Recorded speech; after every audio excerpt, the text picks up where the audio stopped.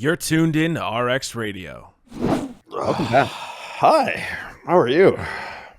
Doing great, man. That's good. Doing great. That's good. Yeah, Another day of doing this, drinking coffee. We were discussing off. I got to get my blood work done today. Shout out Marek Health. Shout out Marek Health. I'm getting my Shout bloods out. done today. Hey, so I'm Yeah. on the old. Can you? No, you probably shouldn't drink coffee before your bloods, right? I think you can. That's water and coffee is considered fasted. Black coffee, no milk. Oh, okay. Yeah. I'm just gonna stick with the old H2O. But yeah, going to get the bloods done and see how bad that is. Yeah. I know. I gotta do that too. Yeah. When was the last time you did yours? Probably beginning of the year. So That's been a minute for me. Shout out Merrick and Smokey. And do you go through Mike? yeah, I work with Mike, Mike Warner. Yeah, he's a man. Mike's my guy. So guys haven't got blood work done. MerrickHealth.com/RX, RXT, if I'm not mistaken. Yeah. I actually send people their link all the time. We have like a RX radio package on there where it's just like yeah, I know. It's sick. We've had it for like a year, and you guys have probably not heard of it until now. So if you're in continental North America, they're great. So I'm a little bit. I don't know if nervous is the right word. You just don't want to know if something's wrong. I feel like George Costanza. That's what I feel like. I just have this. I'm trying to put it out of my mind, but there's just this anxiety thing of like, oh boy, because it's like of all years for me not to check it, this year's been a doozy. So yeah, I mean, if my blood pressure was any indication, although that's like kind of came around. That's good. That's really good. Yeah. Yeah. I'm not stage 2 hypertension anymore most of the time. That's great. But yeah, you were a weird one though. Like you were a bit of an anomaly there. Yeah. I like legit thought I had an adrenal tumor for like a solid month until they did a CT scan of my kidneys and said that I don't. Yeah. I mean, the fact that you took it to that level, I don't know if I'm as dedicated to my health as you are. See, I don't give a fuck. Like if I have a tumor, I have a tumor. But the thing is, I just want an answer. Like it's the not knowing, and still it fucking bugs me that like I have pretty high blood pressure for someone that is relatively healthy, aside from trying to kill myself under a barbell 3 times a week.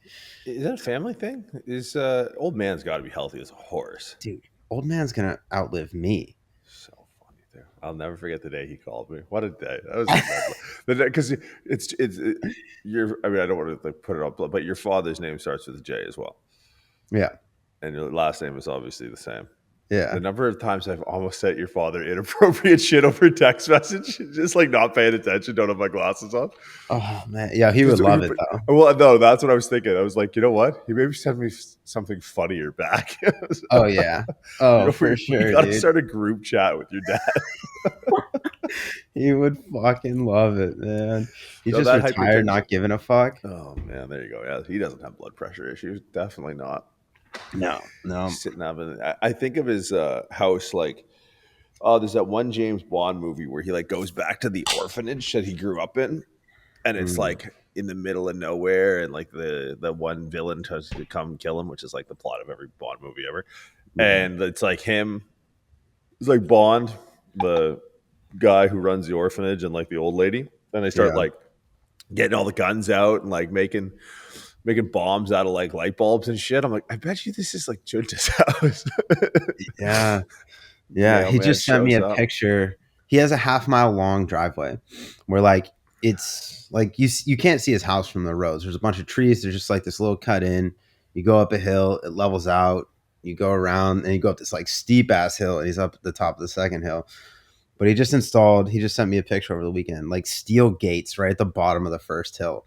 So it's like just trees and then this like driveway that goes up and then a steel gate. So like anyone from the street would never know that there's even a house up there.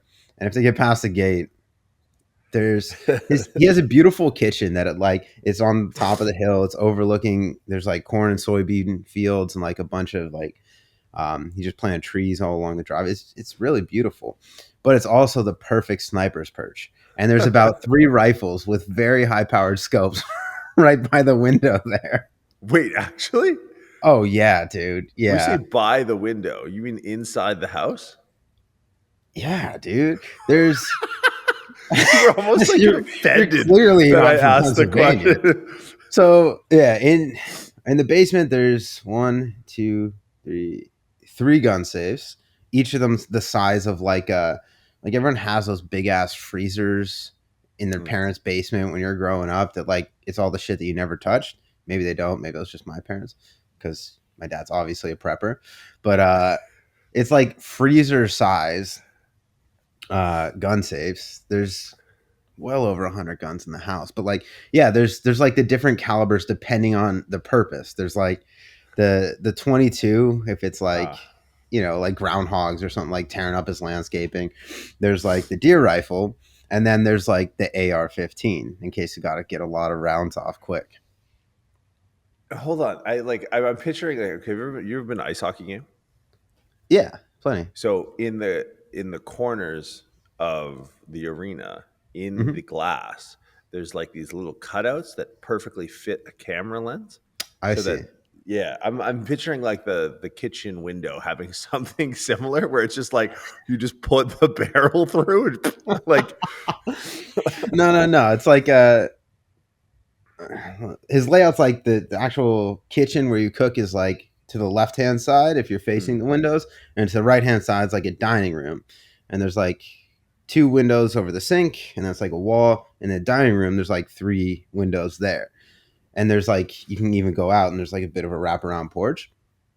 So it's you just open the window just like a normal window. It's not like a special I built well, this I to mean, kill people yeah, window. excuse me. You had me at Yeah. the steel gate and the gun safes. I figured one more modification. Maybe he just hasn't got around to it yet. I think that Yeah. maybe it's not as if it's off his radar. It's just like, what, this opening the window thing is really cumbersome. I don't Yeah. want to break the glass. There has to be a way where I can shoot like a doggy door for Yeah. your gun. I'm interested to see how it plays out because like he's gotten a lot more chill in retirement, but he has a lot more time for projects, and I think he still just wants to kill people just as much. So we'll see like what that weird blend of things plays out with over time. The steel gate's not a great start because the steel Yeah, gate seems like you the had your mailman. chance to Yeah, turn you had your around. chance. Right. That was the first warning shot. The second one Yeah, goes in your temple. yeah. Oh man, good for him, man. No blood pressure issues there. Nah, man, nah. Just low blood pressure if you step on his property. Jeez. Oh man. Now, what does he like? What does he do for exercise? Because he was like a martial arts guy. Yeah, he did. He had like black belts in karate when he was in like college, and I don't really know what that means, but he grew up wrestling, did like martial arts. Like he's the one that got me into like strength training, weight training when I was like probably single digits. Like it was always something like push up contests, things like that. Like we always had workout equipment in our basement. Sort of like my grandparents had it there from like when my dad was a kid. So it was like always surrounded by that shit. And then he like ever since I was in grade school, he like coached my wrestling teams, and he was like on the mat. Dude, I remember there's this other one of my friend's fathers was also assistant coaching that year, and him and my dad like actually wrestled together in high school. That's how small of a fucking town I grew up in. But there's like a bit of a rivalry there, like, oh, who still got it? And so after practice one day, they went at it. They did a wrestling match. My dad fucking broke his ribs. Good for both of them though, because like I'm 35 and I will never get into a competition if I still have it with anyone.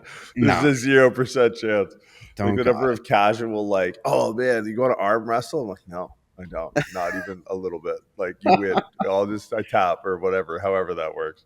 I That's know, man. nuts, man. Yeah, What an animal. crazy, man. Is he The still doing legend. that? What's he doing now to stay in shape?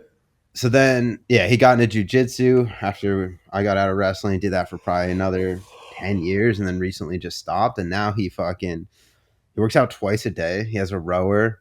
He does like a cardio session. And he's big into like kettlebell circuits, and then just fucking farm work, like manual labor. He like redid his patio, like hung that fucking 200-pound steel gate. Like I don't know, man. He's just What do you see your fitness future looking like? Like is that a similar trajectory? Like uh I doubt I'll ever step on a mat again. Kind of like Okay. you said, like I'm just too old for that shit. Uh, I've always enjoyed strength training. So like right now, I'm like still dabbling in weightlifting, but like the competition boat has sailed. Like I don't have it in me to train to compete in weightlifting anymore. It's more so like, that's as much as I still got it as I got. Like I'll lift a heavy barbell and that's about it. Mm. Uh, to be honest, I don't fucking know, man. I don't know where it's gonna go from here. Like I see hypertrophy and like general strength training being like something I can hang on to for a long period of time, and like a lot of how I've been training lately is that it's more like of a blend between like free weights, like strength movements, hypertrophy training, like focusing on joint function, focusing on like uh overall just like integration, like upper body lower body integration, like just movement patterns that I want to be able to retain and maintain. But fuck man, I don't know if I have an answer for that like past the next 5 years. How Well, I'm about you? curious. I'm curious. Like, I don't see Olympic lifting to me doesn't seem to have it doesn't seem to have a ton of longevity. No. Right. Okay. Because you just don't see a lot of people doing it in their older age. It's like being 7 foot tall. It's Yeah, like yeah, there's a reason there's not a lot of like 70-year-old 7-footers walking around. It's because they die. Right. Like that's and Olympic weightlifting is similar. It's like, oh, you see all these kids. It's like you'll die. Like you just can't keep that up into what 50s, 60s. Right. Like, that's just not a tenable solution. right. And that's the thing is like competition for me has always been a way to like challenge myself to push myself as far as I can. And I've done that. And I don't think I'm going to get stronger than like the limits that I've already hit. I mean, I'm sure some drugs will help and that'll be fun, but then I'll explode like my knee or my shoulder or something.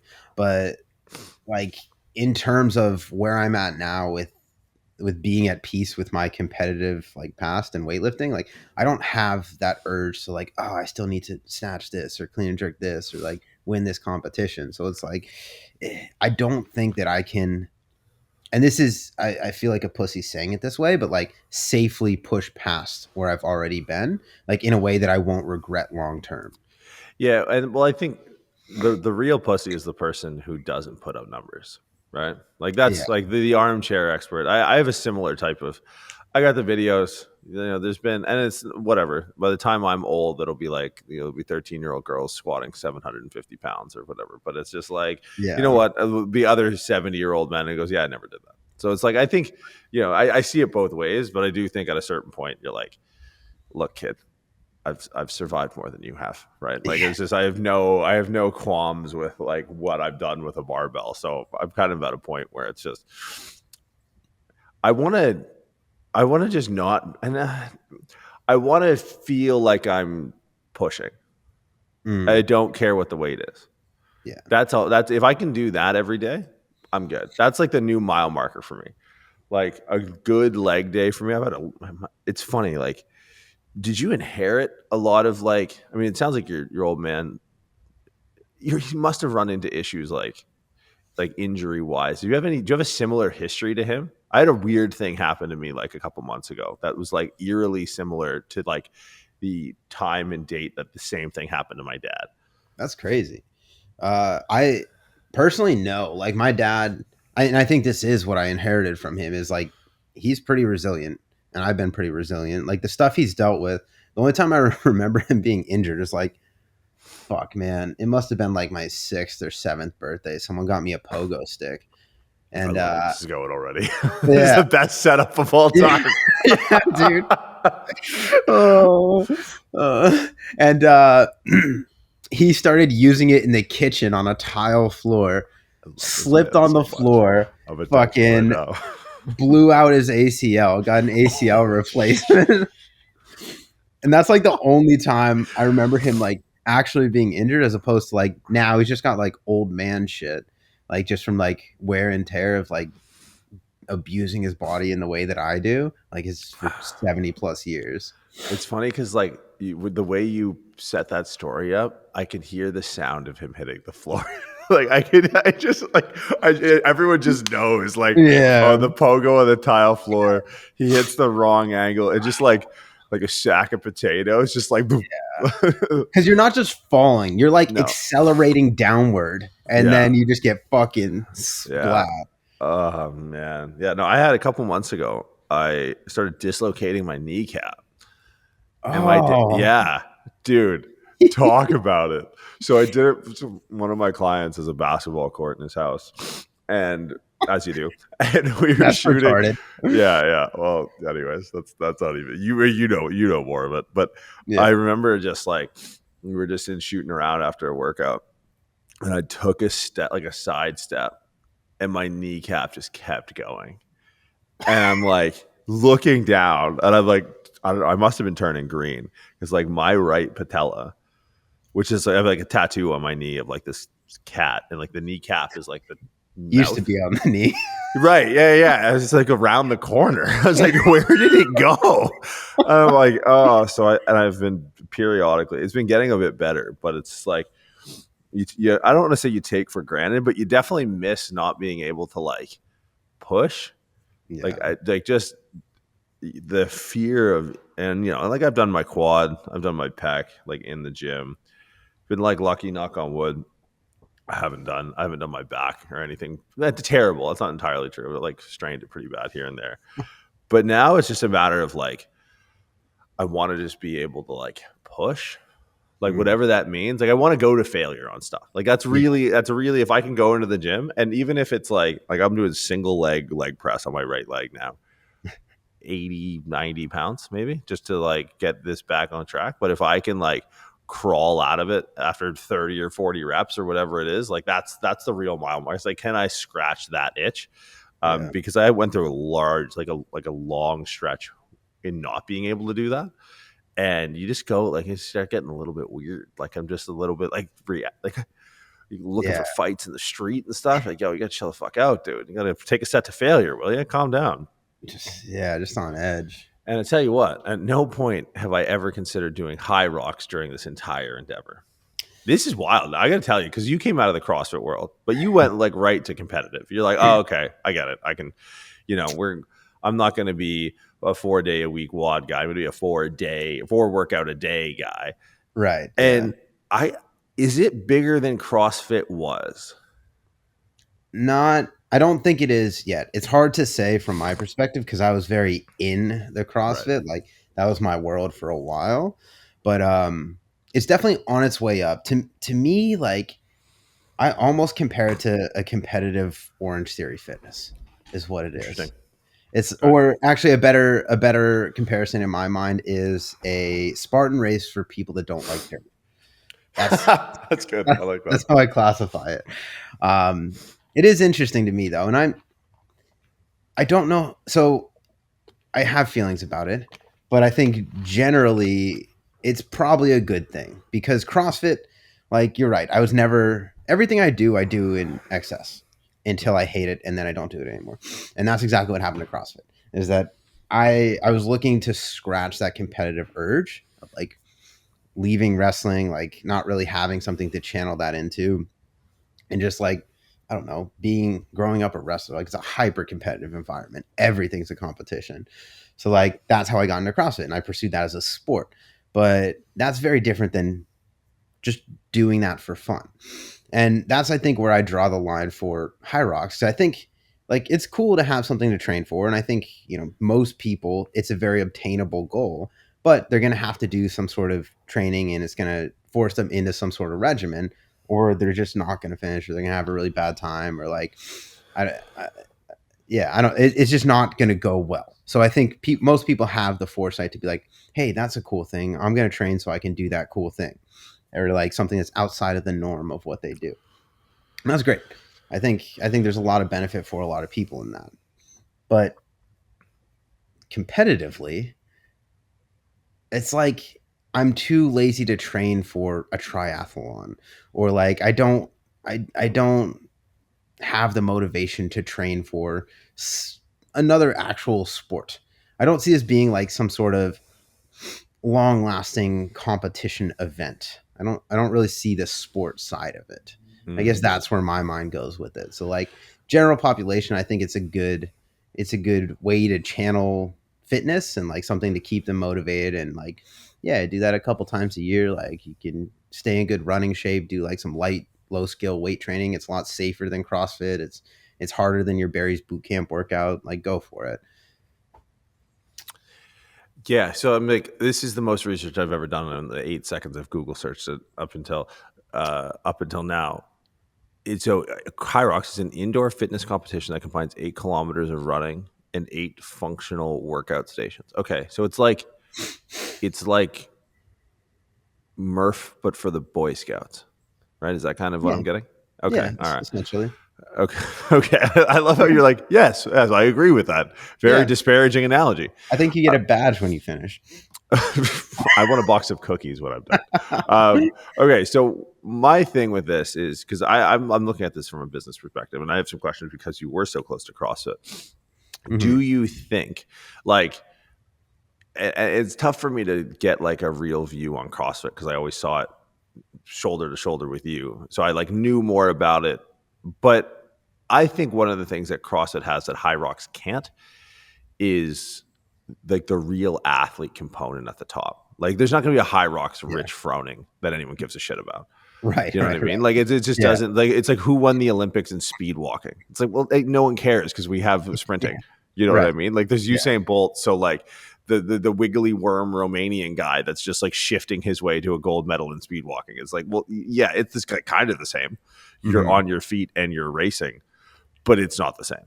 No. Like if you took, I would love to go like a mono. Like who's top? Do you even follow? Like who's top of the CrossFit food chain right now?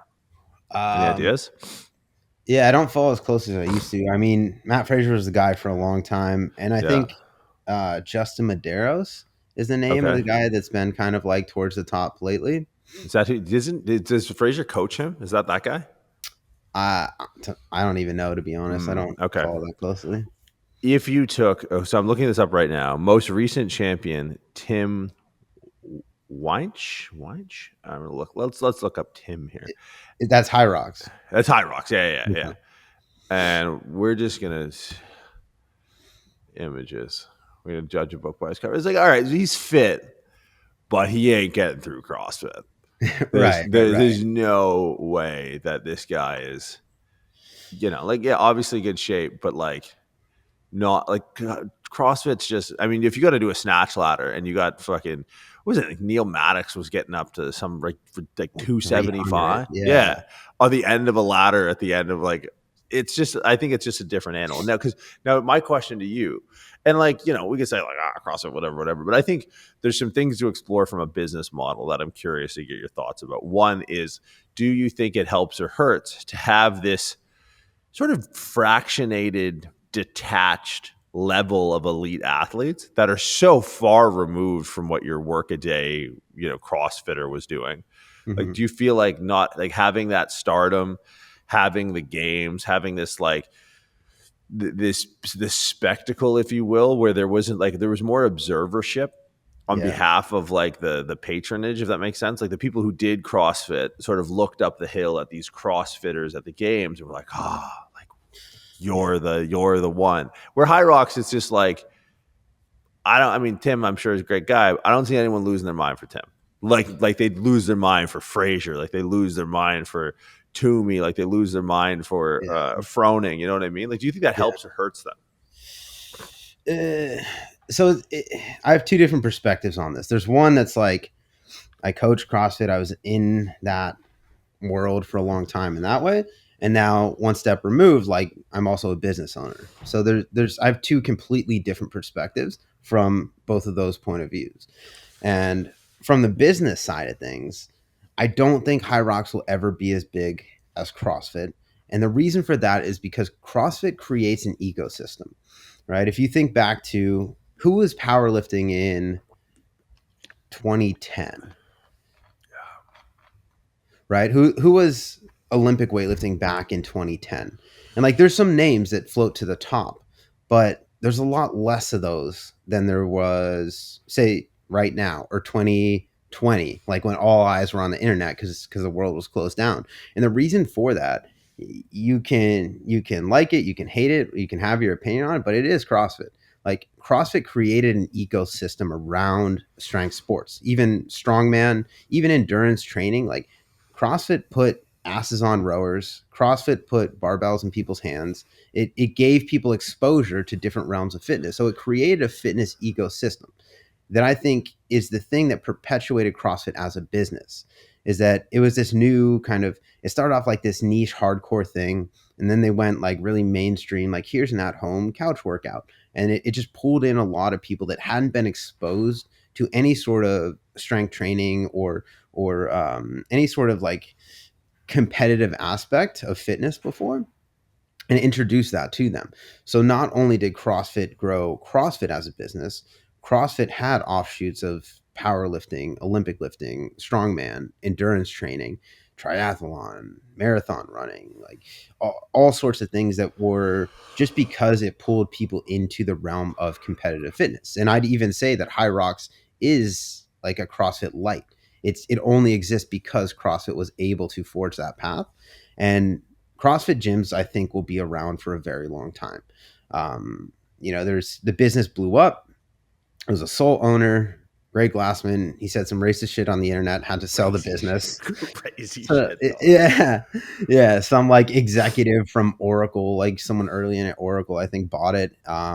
He was like running out of Denver or somewhere in Colorado, I think. And then I think it's actually up for sale right now. But there's such a developed business model there that I think it will survive and thrive for a long period of time, because like now, even like this realm of like sport specific training, like I think that even has some roots in CrossFit because of like the coin term like functional fitness, right? Is that people got exposed to a different type of training that wasn't just machines, or like, people were in just big rooms with pull-up bars and like there's some sleds and med balls and barbells on the walls. Like it's you have access to equipment that was kind of like the niche whatever equipment that if it was in your gym, it was like put in the corner and it was like a pain in the ass, and there was like one hardcore guy that like dragged it out every like Saturday or something. So it like, I think it did open the door for a lot of other realms of fitness to flourish. That combined with like the rise of fitness on social media, I think that kind of gave it the popularity or like the, it's even in that there was like niches built in followings for the niches of fitness that didn't have exposure before. So that's why I think like CrossFit as a business became so successful and will be very successful. Now, how they make their money for the most part is educating coaches through their system and affiliate gyms that pay them a price every year to use their name CrossFit.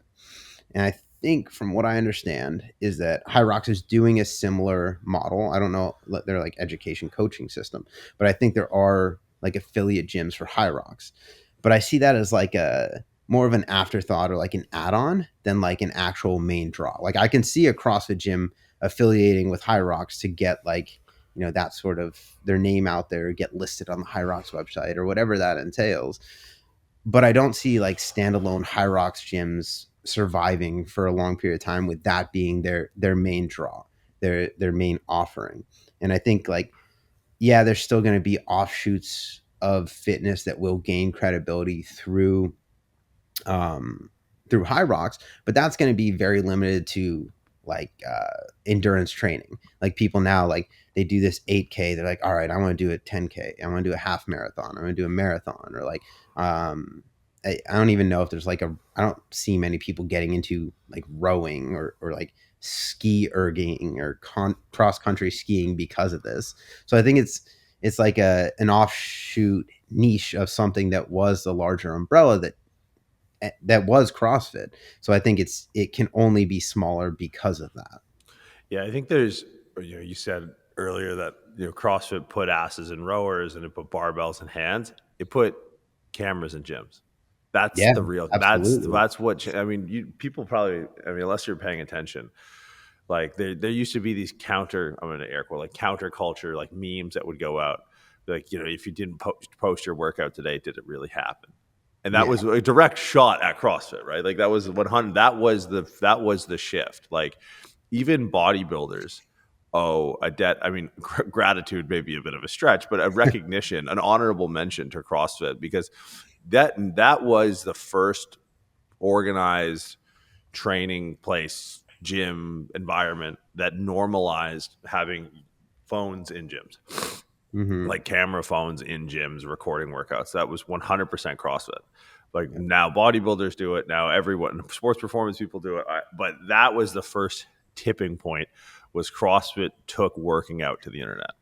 Like that was the unique value prop. Now the thing with HYROX, like outside of having this like the pinnacle, athletes that they just don't have, right? Like it is really more like you said, like a color run or like an OCR.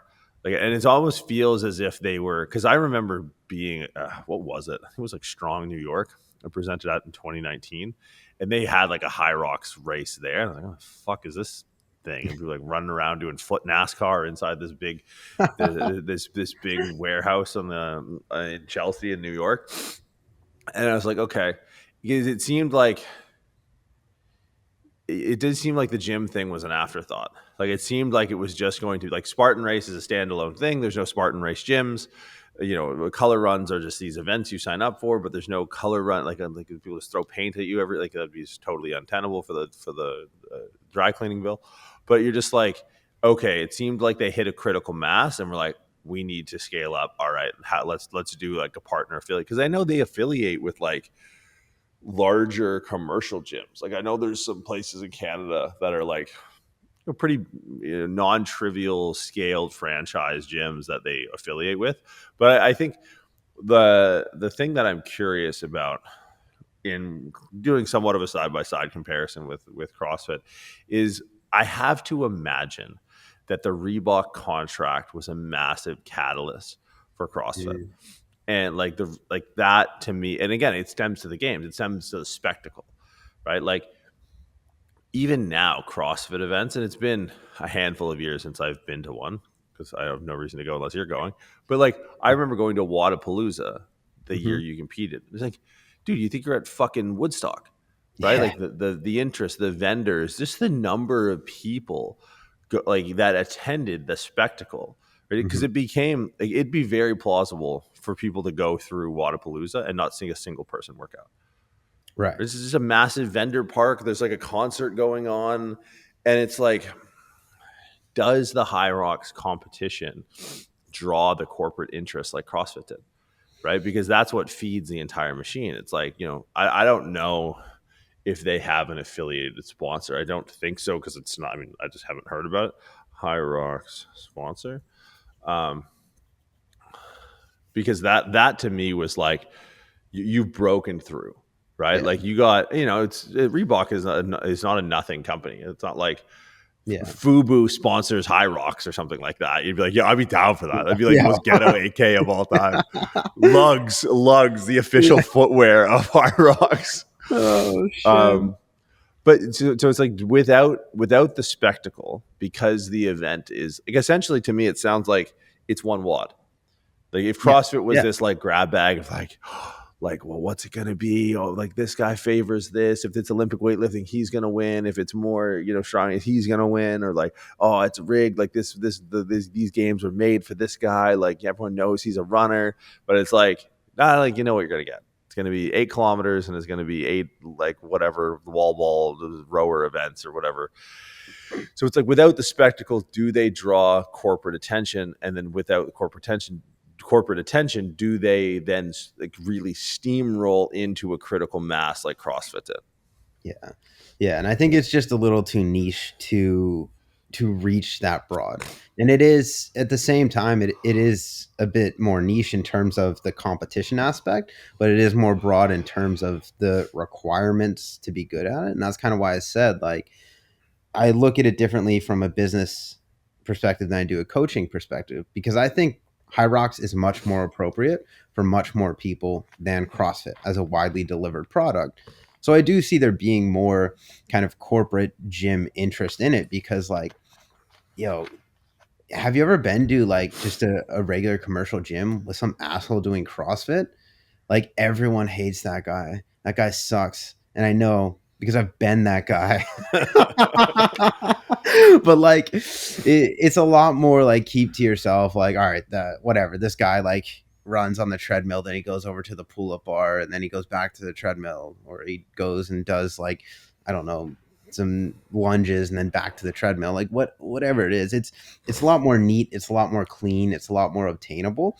So like my gripe with CrossFit is that it being focused around competition, this is kind of a question you asked earlier, is like having those idols at the top, is like people idolizing those but not having the same capabilities or the same understanding of um, like how to build these capacities, whether that's movement capacities, whether that's technical capacity, whether that's like endurance capacity, and not having a well-developed coaching system around that. It develops a culture around competition, and that I find being more harmful. Like I've seen more people dislocate their shoulder trying to snatch that shouldn't be snatching in a WOD than you'll ever see dislocate a shoulder in HYROX.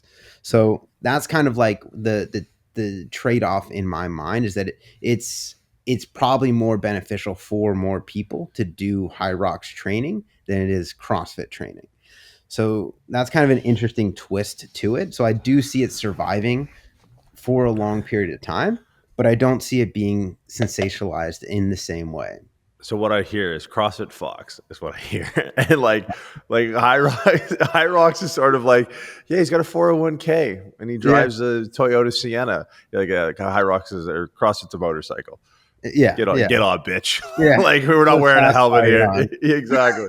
Yeah, Yeah, because I mean, I think a lot pivots around that idol thing, right? Like, yeah, why does the NFL have longevity?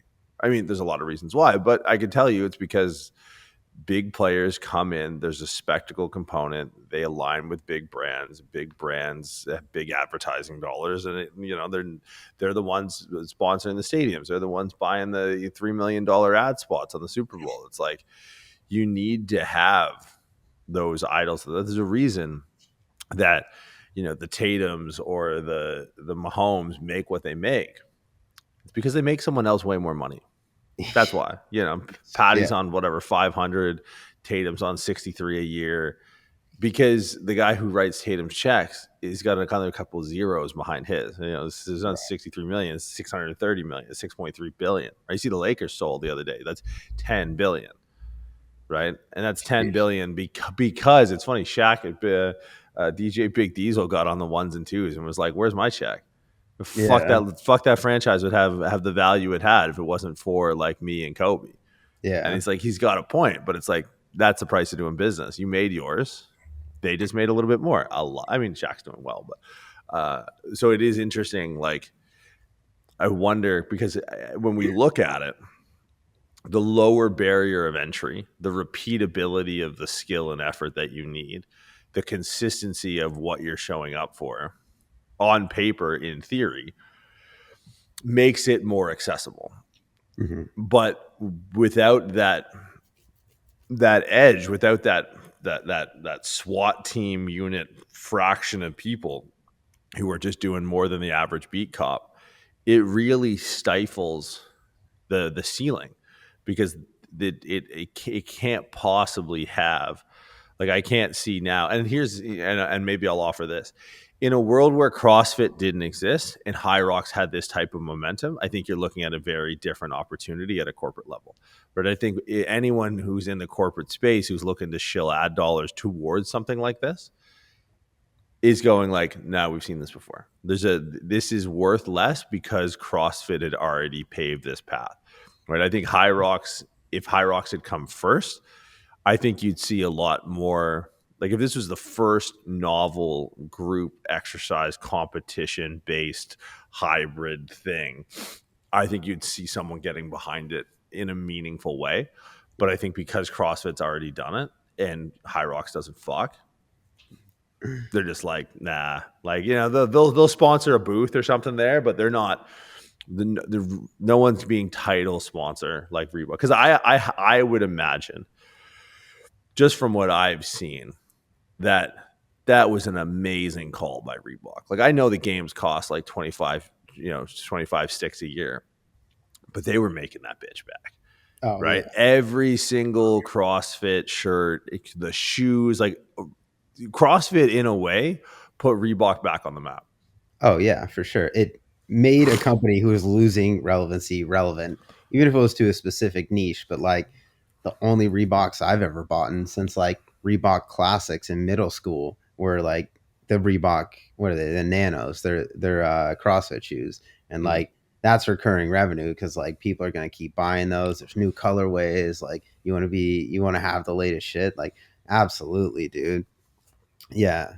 So I don't know. I definitely agree with that perspective. I think like the biggest business takeaway from both of these is that the best retention model for fitness is community, right? If you can get someone to build community around your fitness modality, and that even goes down to like boutique gyms or one-off gyms. It's like if you can build community around this and get people like excited about one singular cause, then that's going to be the biggest thing that's going to drive your business forward, because a lot of this is like people continue to do the thing they're doing not necessarily because they like it. I know so many people that like they've done CrossFit for so long and they don't necessarily want to do it anymore, but it's like the people that keep them there.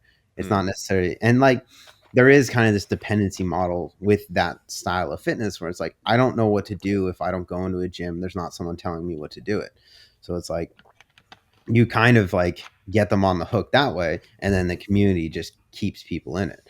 So I do think that's like the overarching business takeaway, is that if you can find people to find like community and purpose around whatever the fitness modality is, like insert anything, like Peloton's huge. They're building community online with people that are working out in their living room on a bike, and that's why they were able to get the traction that they were.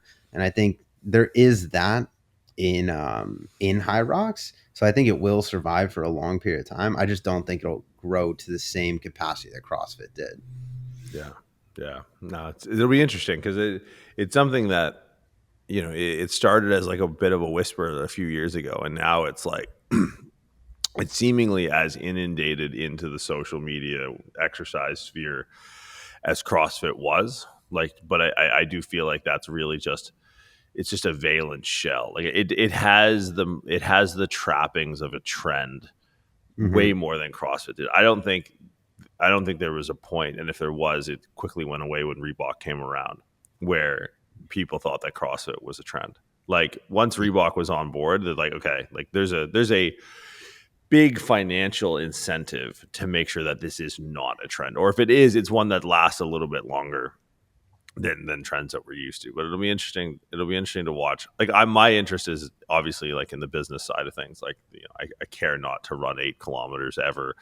I care not to do a wall ball or whatever the movements are. But I am curious to see how they navigate being like, it does seem like it's it's CrossFit's little brother with a pocket protector and a master's degree and a sensible vehicle.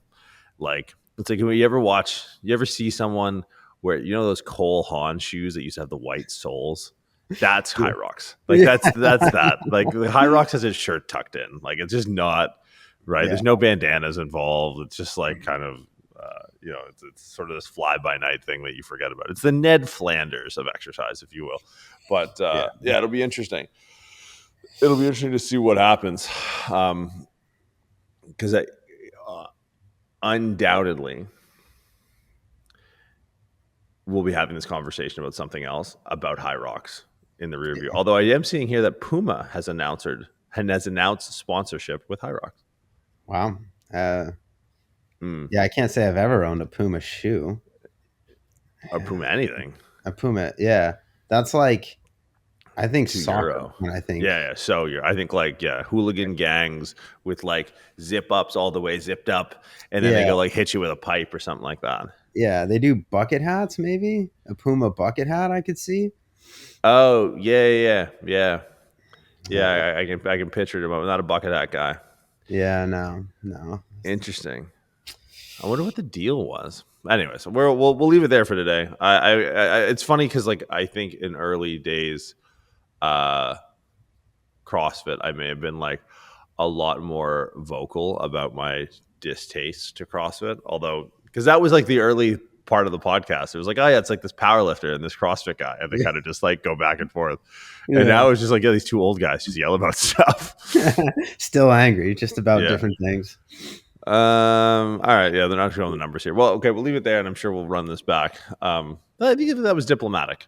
That was diplomatic. We didn't. I don't think we ruffled too many feathers. Yeah, a productive approach to this. We try. Well, we'll leave you there for the week. What's that? That's wisdom. It's wisdom. Yeah, we're growing. All right, we'll leave you there for the week, guys. Appreciate you hanging out. See you next week. Thanks, guys.